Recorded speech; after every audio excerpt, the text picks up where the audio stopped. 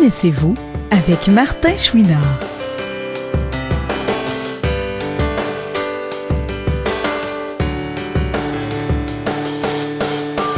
Aujourd'hui, Martin rencontre quelqu'un grâce à qui plusieurs jeunes ont pu vivre des expériences très enrichissantes, Kevin Schenk.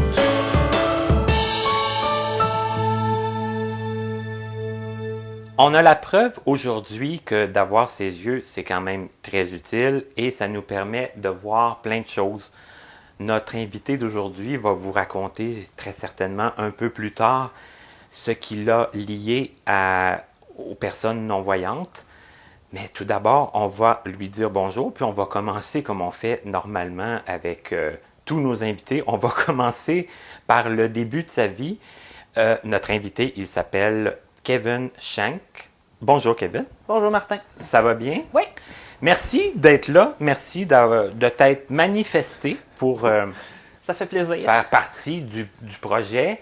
Parce que, les gens qui connaissent le concept ont sûrement lu entre les lignes. Là, toi, tu es quelqu'un qui n'a pas de problème de vision. Non, c'est ça. C'est ça.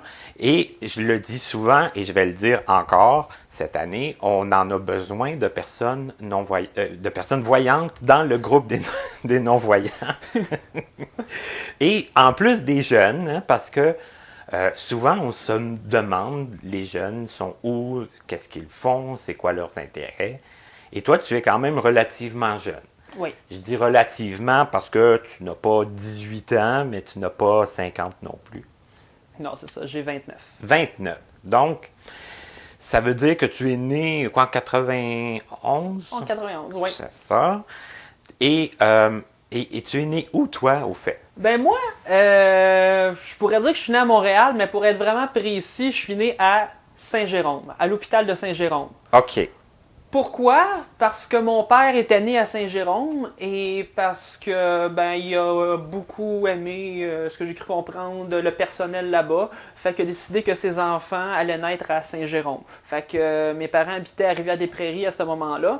Et mon père, jeune policier en début de carrière, savait conduire assez rapidement. Fait que quand il y avait besoin de se rendre à l'hôpital, il paraîtrait que c'était pas long. Ma mère m'a entre autres raconté que pour l'accouchement de son premier enfant, moi-même, elle dit que ça a peut-être pris 20 minutes. Je m'en suis même pas rendu compte qu'on était déjà arrivé. Oh, OK. Bon, c'était peut-être plus que ça, là, mais c'est un petit peu ça l'idée. Ça a paru quand même court, là, puis... Il était capable de s'arranger pour se rendre. OK. Et tu dis, premier enfant, il y en a eu plusieurs? Il y en a eu un autre, il y a eu mon frère, OK. plus jeune. Et qui est né À Saint-Jérôme aussi. OK, c'est que Même histoire. ça s'est tenu, là, ça s'est fait. Ça s'est tenu, oui. OK. Et quel genre d'enfant tu étais, toi, quand tu étais petit? Est-ce qu'on t'a raconté des anecdotes? Ouf, boy, on pourrait en parler longtemps. Écoute, jeune, je dirais, j'ai quand même des bons souvenirs de qui j'étais, puis j'en parle très très ouvertement. Je veux dire, jusqu'à peut-être au début, entre, mettons, 0 et 5, je veux dire, j'ai pas nécessairement grand-chose à raconter là-dessus. Je veux dire, je faisais mes petites affaires, puis tout ça. J'étais un enfant, comme je dirais, normal pour l'âge. Arrivé par contre à la maternelle, moi, je me rappelle que c'est là que j'ai vu pour la première fois qu'il y avait beaucoup de gens devant moi. Dans le fond, d'être vraiment dans un grand groupe. J'ai pas vraiment été à la garderie, étant jeune. Et dans le fond, c'est ça, c'est que là, on était peut-être 25 dans la classe, et là, je voyais qu'il y en avait qui étaient sages, mais j'en voyais qui étaient pas sages. Puis ça avait l'air le fun de pas être sage. D'être pas sage? Ça avait l'air le fun de faire des mauvais coups. OK. Ça avait l'air le fun de blablabla, mais pas nécessairement des grosses affaires, mais juste d'être désagréable un petit peu ses bords. De pas être comme le petit enfant qu'on C'est oublie ça. dans le coin là, parce qu'il est trop gêné ou C'est trop... ça. Fait que maternelle, première année, ça a été une période assez rock'n'roll, mais ma mère, je veux dire, elle l'a jamais laissé aller. Elle m'a jamais laissé aller là-dessus. Elle m'a toujours dit que c'était pas bien. Et il y aura des conséquences à tes actes. Tu dois bien faire. Puis au-delà des conséquences de « Ah, ben, t'auras pas de dessert, tu vas te coucher de bonne heure ou n'importe quoi », c'était « Ben, pense à ton futur. » Si t'es pas sage, surtout en première année, quand on commence à apprendre à lire, à écrire, mais si t'es désagréable, puis il faut te sortir dans le corridor, puis tu peux pas suivre le cours, mais comment tu vas monter les années? Comment est-ce que tu vas progresser, dans le fond? Puis... Essayer vraiment de te faire comprendre qu'est-ce que ça peut avoir comme impact, là, mais à long terme. Exactement. Là, Exactement. C'est comme, il faut que tu le réussisses, puis c'est comme... C'est pas comme ça que tu vas, que tu vas avancer, puis t'iras pas loin dans la vie si tu continues de même. Mais c'est sûr qu'à 6, 7 ans, 8 ans, dans ces coins-là, ça n'a pas la même portée que si on disait ça à un ado de 16 ans qui est dans la rue, là. Mais c'est quand même de mettre la table aux choses. C'est une réalité. C'est comme, ben, si tu veux être capable de passer en deuxième année l'année prochaine, ben, il faut que tu sois capable de lire et d'écrire à la fin de l'année. Et, oui. Et à la maison, est-ce que tu étais turbulent aussi avec ton frère? J'imagine 2 petits gars. Ça... 2 petits gars, c'est sûr que ça brasse dans une maison, mais bon, tu sais, c'est sûr qu'on avait des fois nos petites chicanes pour des petites affaires, mais c'était pas... il y avait jamais rien de vraiment majeur que je dirais en soi. Bon, c'est sûr qu'il y a des fois qu'on se pogne plus que d'autres. Mais c'est qu'il n'y a jamais eu de... Bon, il n'y a jamais eu de blessure grave. Ouais, tu sais, de gros incidents. Nommons-le. Mais... Puis il n'y a jamais eu d'affaire de « Hey, toi, je te parle plus ». Puis, tu sais, il n'y a jamais eu de blessures... Ou de gros conflits. De blessures morales ou de gros conflits qui durent, tu sais. Okay. C'est comme, OK, je te parle plus pendant 1 heure, puis 1 heure après, c'est comme, ben, veux-tu jouer avec moi, tu sais. C'est oublié, là. C'est oublié, on a passé par-dessus, on s'est engueulé, puis voilà, la vie est belle. Et là, à l'école, tu disais maternelle, première année, après, ça s'est stabilisé? Mais là, après ça a commencé... après ça, j'ai comme compris que c'était pas un bon chemin à suivre. Puis même deuxième année, en montant, là, ça l'a fait... J'étais comme à ma place, tu sais, je veux dire, j'étais plus tannant, j'étais plus désagréable, puis j'étais pas nécessairement effacé, mais là, on rentre aussi dans une autre période, mais en même temps, c'est qu'en parallèle à ça, oui, je me faisais un petit peu de plaisir à suivre le mauvais monde, mais là, c'est que je suis comme devenu peut-être un peu trop tranquille pour certains. C'est que là, on commence à rentrer aussi dans un autre sujet que je dirais quand même d'actualité, l'intimidation. OK. C'est que là, on rentre dans cette affaire-là, et l'intimidation, ça a été longtemps.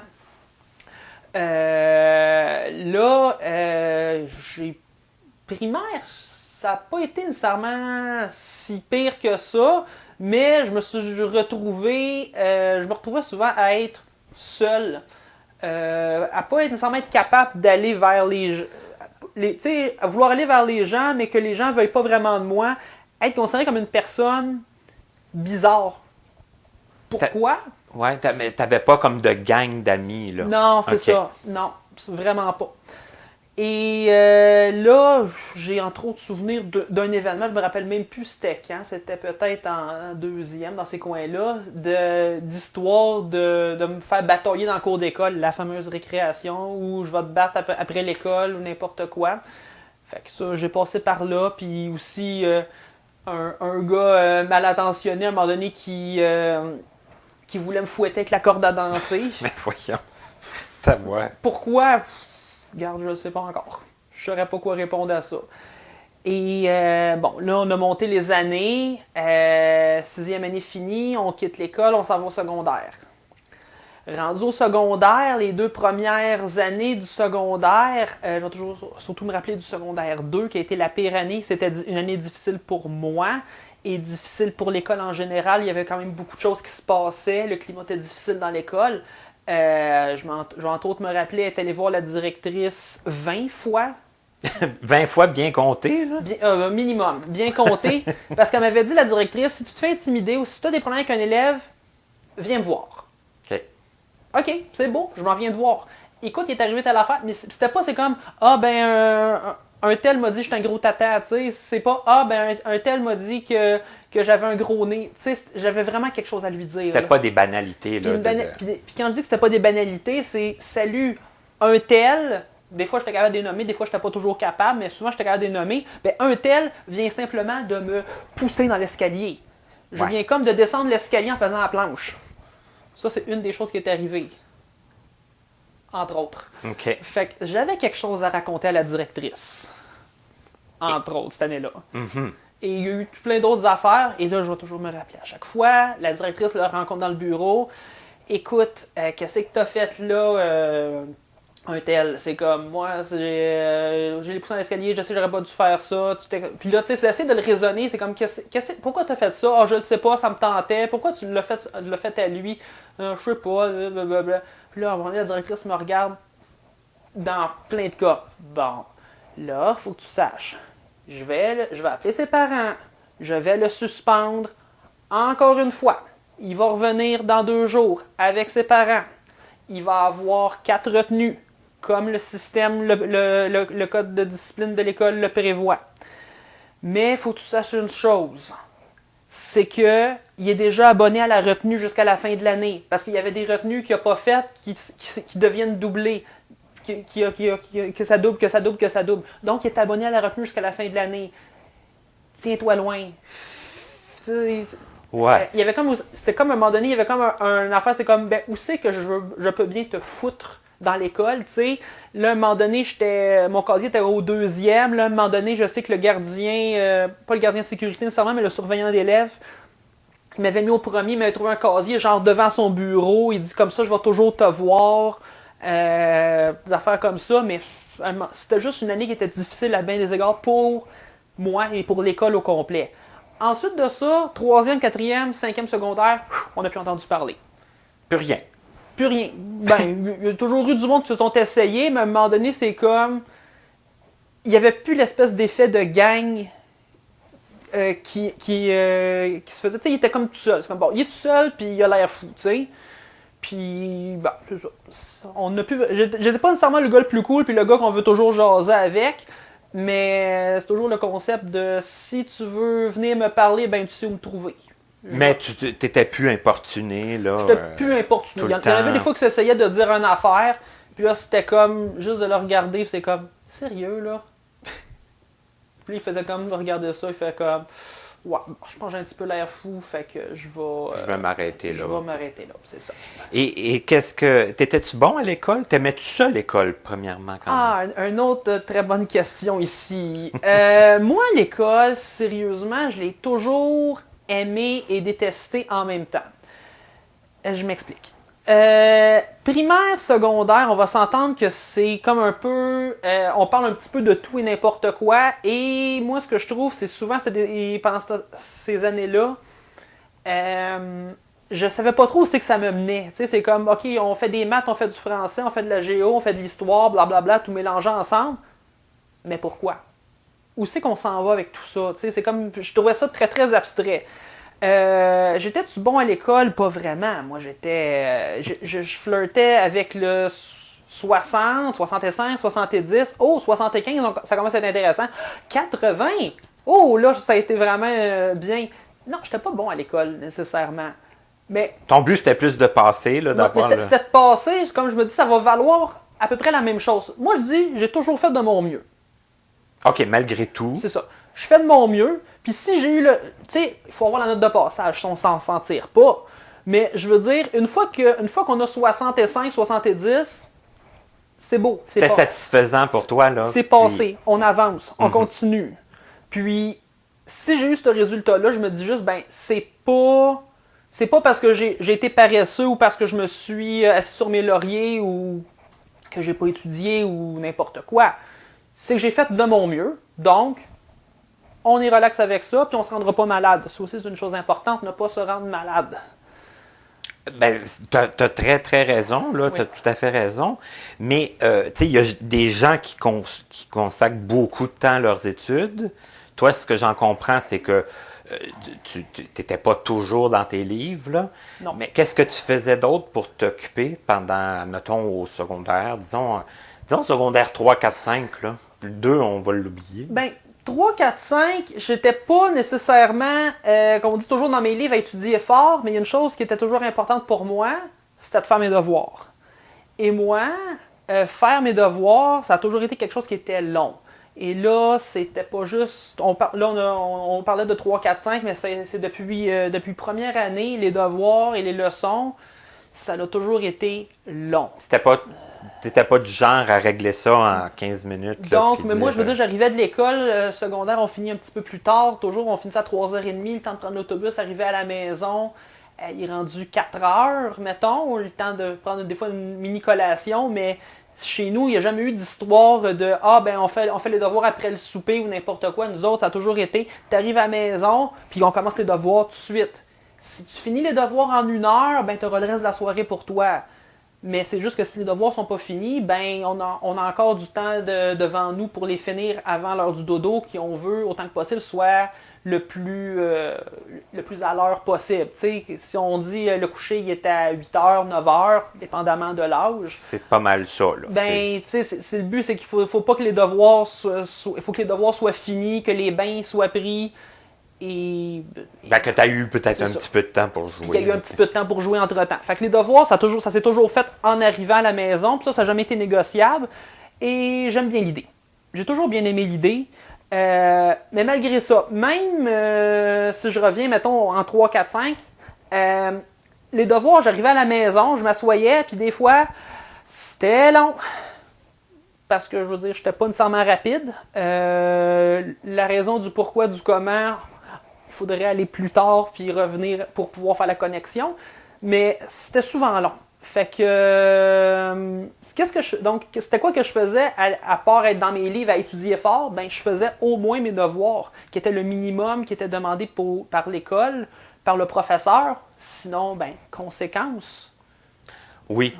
Puis là, tu voulais pas ça, là. Tu voulais comme... Mais ça revient un petit peu à ce que je comptais, l'histoire de celui qui est dans le bureau de la directrice, qui est abonné à la retenue jusqu'à la fin de l'année, qui a plus peur de personne. J'aurais pu ne pas faire mes devoirs, puis dire « Ah, ben là, de toute façon, ça va juste s'accumuler, puis à un moment donné, ils vont me laisser aller. » Mais, je veux dire, je n'étais pas nécessairement excellent à l'école. Je me dis, le minimum, je pense, d'effort que je peux faire, c'est au moins faire les devoirs que le professeur demande. Surtout qu'il n'y en a pas... tant que ça, ça va me prendre une bonne partie de ma soirée peut-être, mais au moins, ben, je vais avoir compris ma matière. Uh-huh. Au moins. Mais t'avais-tu des activités? Tu faisais-tu du sport? T'avais-tu...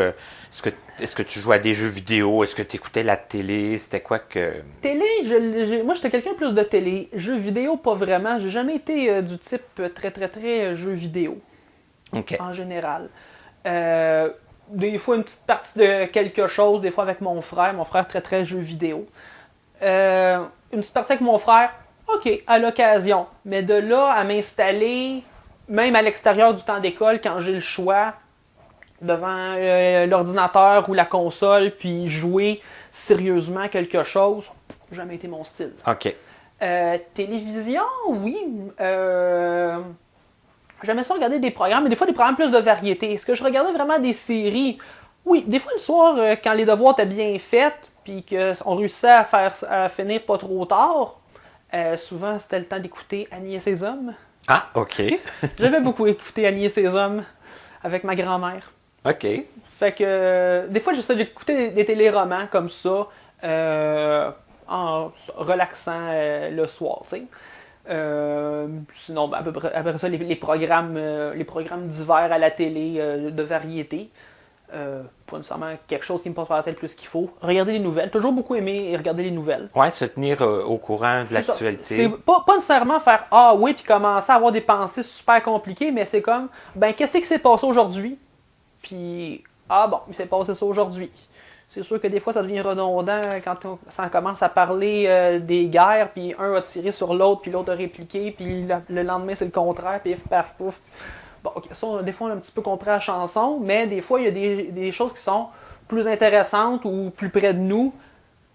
Puis c'est le fun d'être au courant. C'est ça, au moins, on le sait que ce qui s'est passé, puis... autre question qui va sûrement nous amener à plein d'endroits. Tu as mentionné au début que ton père est policier. Oui. Et quand est venu le temps de penser à ta carrière, à ce que tu allais faire plus tard, est-ce que tu avais une idée? Est-ce que tu voulais être policier? Est-ce que, comment ça s'est fait pour toi? Ah, intéressant. Écoute, moi, on va revenir à l'âge de 3-4 ans. OK. Ma grand-mère, elle, me regardait agir. Entre autres, je vais toujours me rappeler plus spécifiquement d'un certain globe terrestre qu'elle avait. Un globe terrestre, ça tourne. Maintenant, qu'est-ce qu'un enfant de 3 ans peut faire avec un globe terrestre? C'est potentiellement pour regarder les pays. Il peut le regarder, mais une fois, à un moment donné, il y a d'autres choses. Moi, c'était pas les pays qui m'intéressaient, c'était la mécanique de la chose. Comment le globe terrestre était constitué pour Comment pouvoir que le globe terrestre tourner, était construit, c'est ça. OK. Fait très intéressant. On est à 3-4 ans, soit dit en passant. Oh, oui, on s'entend. Et là. c'était un globe terrestre qui était quand même un peu plus ancien. Donc, je dis pas, il n'y avait pas 100 ans non plus. Mais tu sais, ça datait peut-être des années 60-70. Donc, on n'avait pas des affaires nécessairement toutes moulées en plastique. C'était un globe terrestre avec une tige dans le milieu pour faire tourner la boule. OK. Dans le fond, qui était fermé avec un écrou sur le dessus. Et je sais que l'écrou, je l'ai dévissé, vissé, puis à un moment donné, juste d'enlever l'écrou, d'enlever la boule, regarder comment c'est fait, puis être capable de la remettre. Ma grand-mère qui est en Jupiter, qui est assise dans le salon, essayer de replacer la boule. En tout cas, puis c'est comme, il leur fait plus ça. Ou bien, ça me fait également penser, sa chute à linge, chose qui n'est plus vraiment légale d'avoir dans les maisons aujourd'hui, mais qui était donc pratique quand on avait 2 étages. Ma grand-mère avait une chute à linge avec une poignée, tout simple. La poignée, je l'ai dévissée, parce que, ça se dévisse. Elle le revissait, dévisse la poignée, et pendant un moment donné, elle était tellement écœurée à un moment donné qu'il y a eu pendant plusieurs dizaines d'années plus de poignée après la chute à linge. Comme ça, il y a Elle était juste écœurée que je dévisse la poignée. personne pour la dévisser. Fait qu'à un moment donné, plus personne pour dévisser la poignée de la chute à linge. Fait que ce qui m'amène à dire, c'est que ma grand-mère m'a dit, toi, dans la vie, un jour, tu vas être un ingénieur. OK. Mais ingénieur, c'est un terme... C'est assez large. C'est large. Ingénieur en quoi? On ne le savait pas trop. Elle m'a dit, toi, dans la vie, tu vas être un ingénieur. OK. Bon, j'ai 3 ans. Je ferais bien ce que n'importe quoi dans la vie. Et là, elle me regardait continuer à aller. Arrive comme quelques années plus tard, autour de 4-5 ans, j'étais allé faire une année en prématernelle, c'est vrai. C'était pas nécessairement la garderie, mais c'était la prématernelle, on était une dizaine.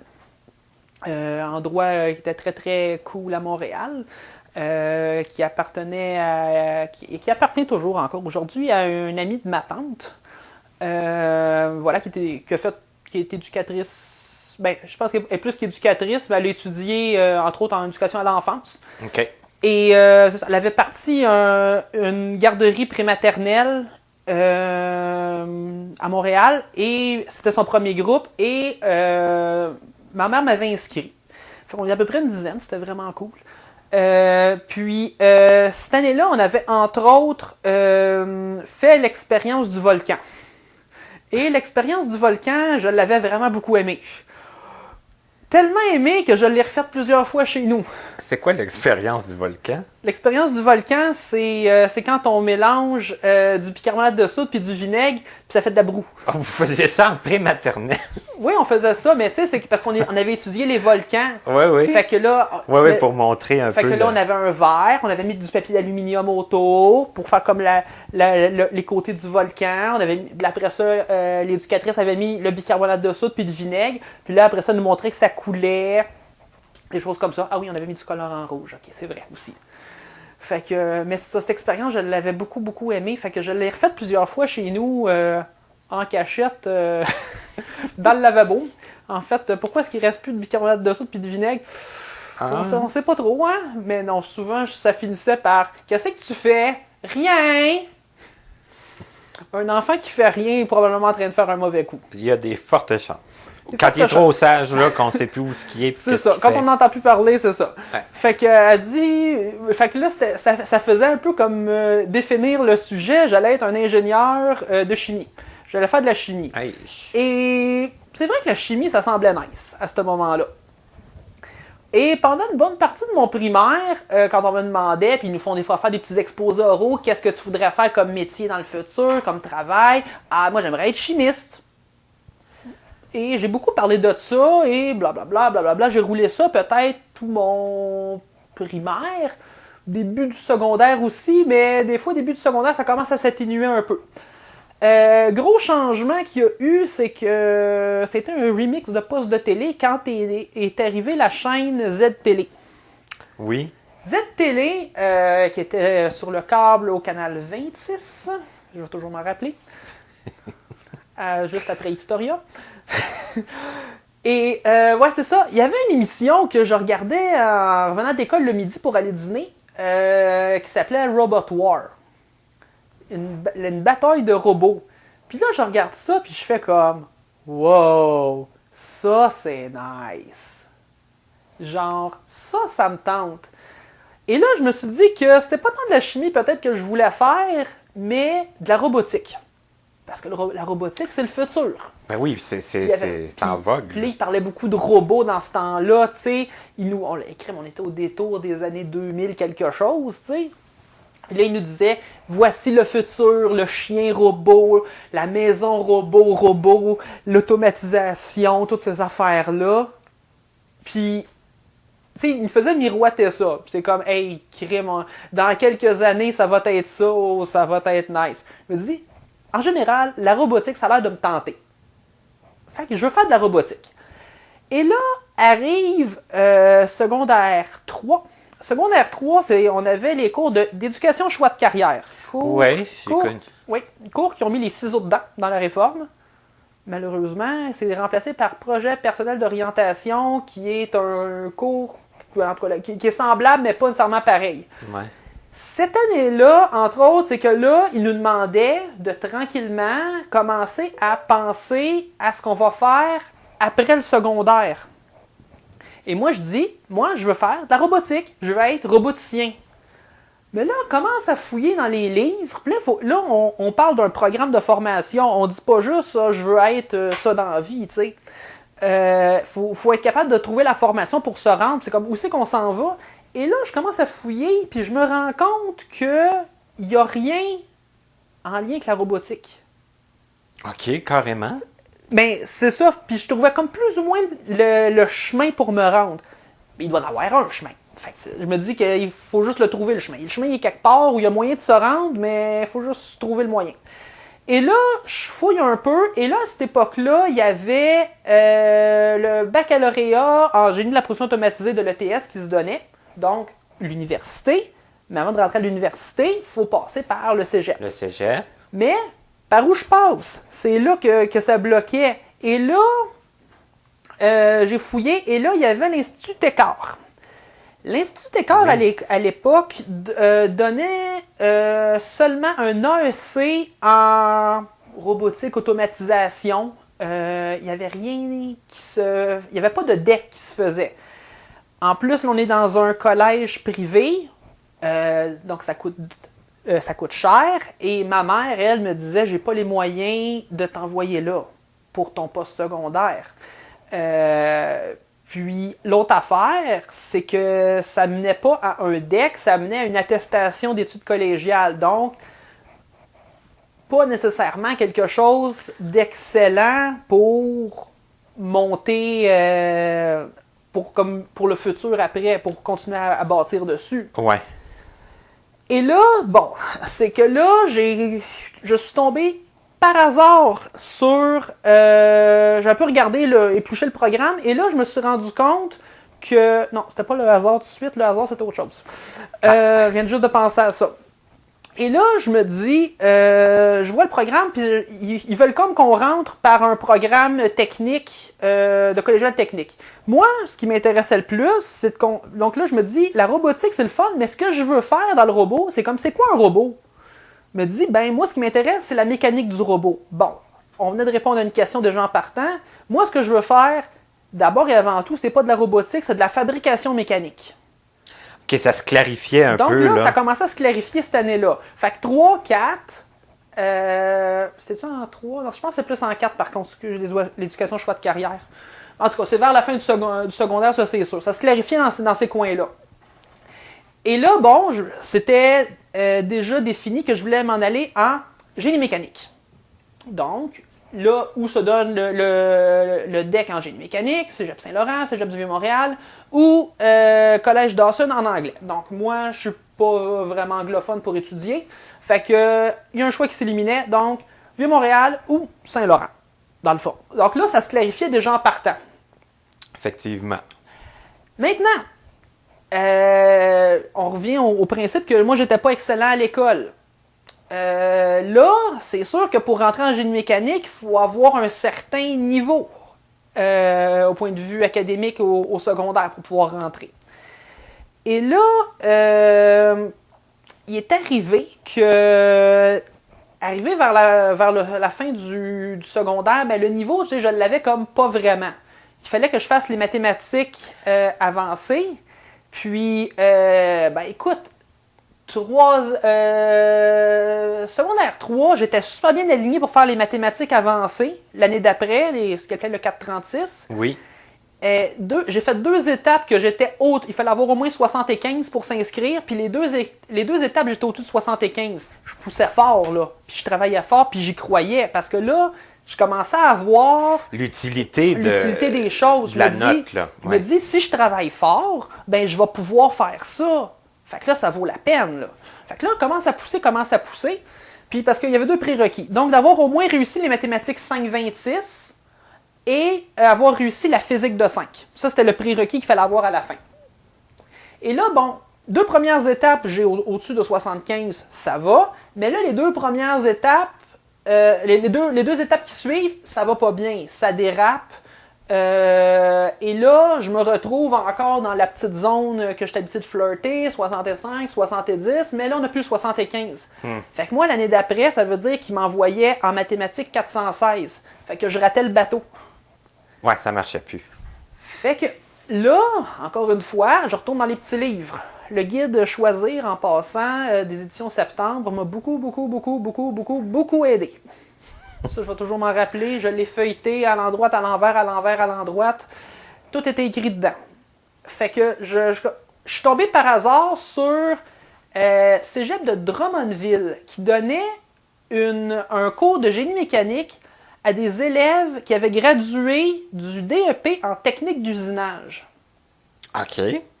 Puis je me suis dit, tout d'un coup que je le rate le bateau puis que ça va nulle part, tu sais, j'ai comme gardé ça dans ma tête, genre un élément lu, tu sais, que je me rappellerai, que je garde en tête, mais que je porte pas attention. Là, le secondaire fini. Là, j'ai réussi mathématiques 5-14. Ça va... c'est ça. Là, j'ai raté le bateau, j'ai pas fait de physique de 5, fait que là, j'ai comme pas mes prérequis. L'année d'après, j'avais pas réussi mon français de 5, par contre, à la fin du secondaire. Fait que je suis allé passer 1 an à l'école Marianne. J'allais faire, entre autres, ça c'était prioritaire, le français 5. Et là, j'ai pas... Et là, je voulais faire les cours en mathématiques avancées, donc 436, 536, la physique et la chimie, tant qu'à faire, à être là. Pendant comme mes 2... Parce que ça se fait en demi-année là-bas. Okay. Pendant mes 2 demi-années, dans le fond, pour une année, comme l'équivalent d'une année scolaire complète. Voilà, fait que j'ai fait... Mon français, c'était une formalité. Je l'ai réussi quand même correctement. Ça n'a pas été extraordinaire, mais je l'ai réussi. Donc, j'avais minimum mon diplôme de secondaire 5 en poche. Ça, c'était la chose la plus importante. Et là vient le temps de dire... on parle des mathématiques. Mathématiques, je me rappellerai toujours le conseiller en orientation qui faisait les choix de cours. Il me dit, écoute, présentement, t'as pas... Ton bulletin me dit pas que tu pourrais réussir en mathématiques 436. Mais je vais faire un deal avec toi. Puis je l'écris comme ta feuille.